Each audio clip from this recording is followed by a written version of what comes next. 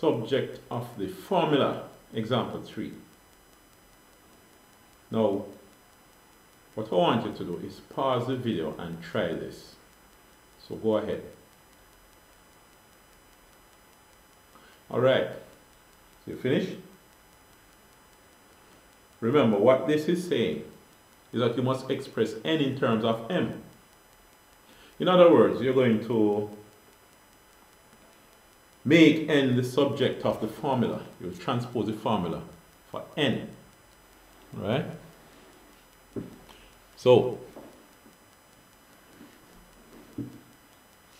we see what happens here.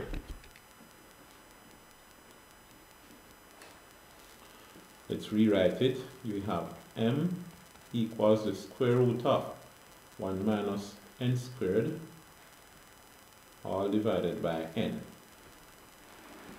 Now, you see this n here, you could multiply it by n to cancel it and make it multiply the m, right? But this n under here, you would not be able to add, subtract, divide or multiply it by anything outside of the square root sign. So what you want to do, first of all, is get rid of this square root sign. What we can do here is to, how do you remove a square root sign? You square the thing. So you're going to square. And of course it must be both sides.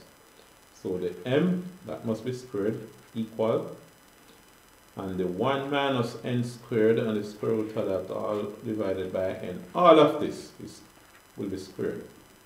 Everything here is squared. But guess what now? We have something over something squared.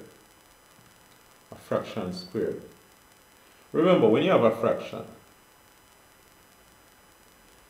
and you square it, you can have the numerator squared divided by the denominator squared separately, you know.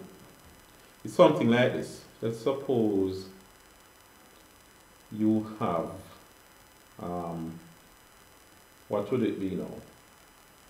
6 divided by 2 all squared. You know that if you divide this out, you would have 3 squared, which is 9. But let's square them separately. You have 6 squared divided by 2 squared. Is that also going to give you 9? Let's see. 6 squared is 36, divided by 2 squared is 4. How many 4s do you have in 36? It's 9. Alright, so an example of that. So you can just separate the numerator and denominator and square them. So what we have is m squared equal, then we have the square root of 1 minus n squared, that squared, divided by n squared. See that? Now let's look at what is going on up here. Notice what happened. We have a square root of something and it is squared. So here, when you have a square root of any expression and that is squared, the square and the square root, they undo or cancel each other, leaving the expression intact.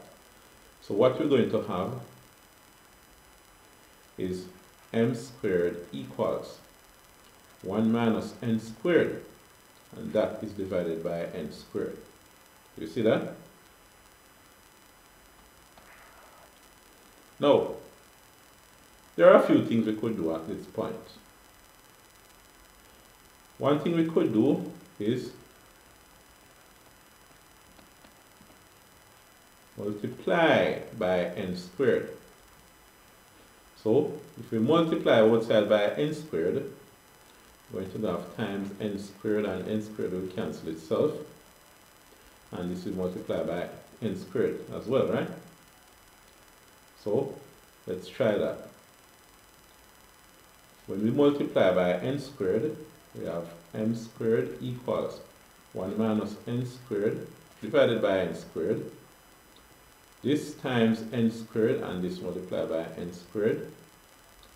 if we put all of this in bracket, we see n squared will cancel itself. So what we get here is m squared n squared equals 1 minus n squared. You see that? What we can do here now is we want the n squared to come together so that we can factor out and get 1 n squared and then an n. Because remember, you really are trying to rewrite the equation so that n is the subject. So if we add n squared, what would that mean? M squared n squared equals 1 minus n squared. But then, let me make some space between them. 1 minus n squared. We're going to add n squared, so we put plus n squared here and a plus n squared here. You see that? So, what we have now is m squared n squared plus n squared equals 1. You notice negative n squared plus itself plus n squared, that's gone. So we have 1. Now, what we need to do now is just factorize. So we have n squared outside the bracket, m plus n equals 1. You see what happened there? The n squared is the common factor. Notice if we multiply n squared by m, we get m squared n squared, and m squared by n, we get n squared. Oh no, by 1. My mistake. 1 should be here. Alright. It's m squared plus 1 equals 1. Notice if we multiply n squared by m, we get n squared by m squared. Another mistake. This is m squared. I had mistakenly dropped this m squared. The square remains there. So n squared m squared become n squared, right? And then n squared by 1 becomes just n squared.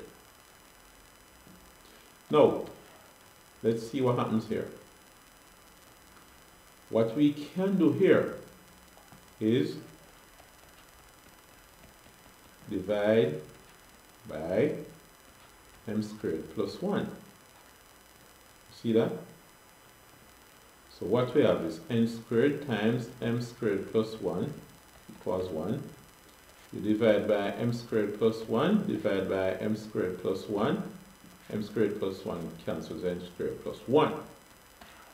So what we have here is n squared equals 1 divided by m squared plus 1.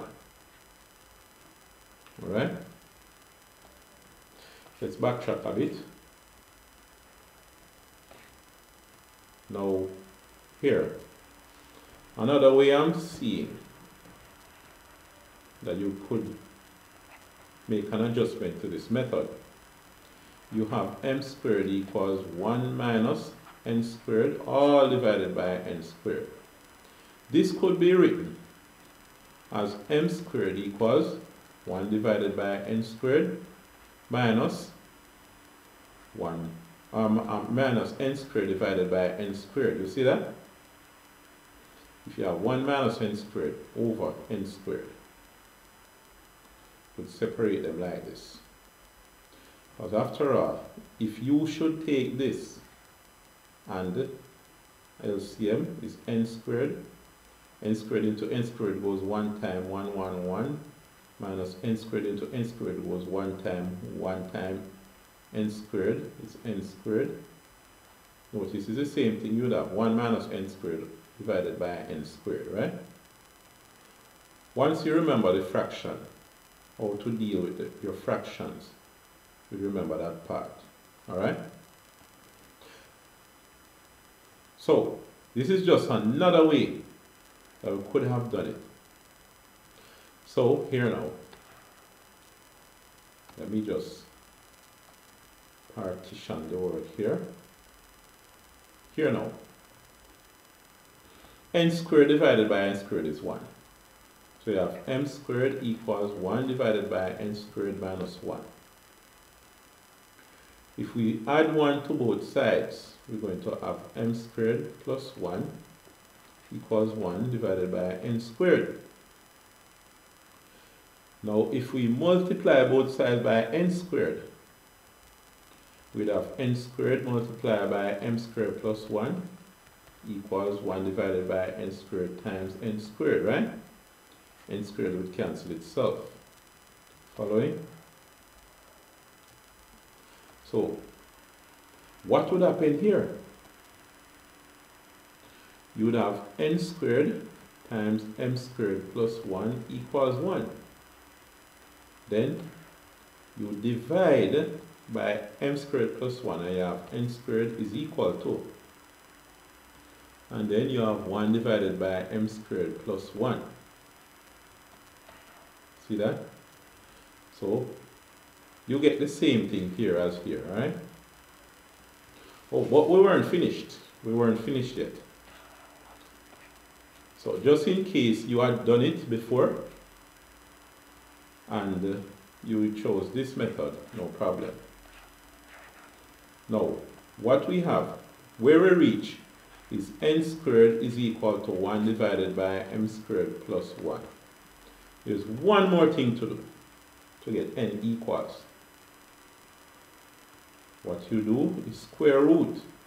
When you square root, you have the square root of n squared is equal to the square root of 1 divided by m squared plus 1. But guess what?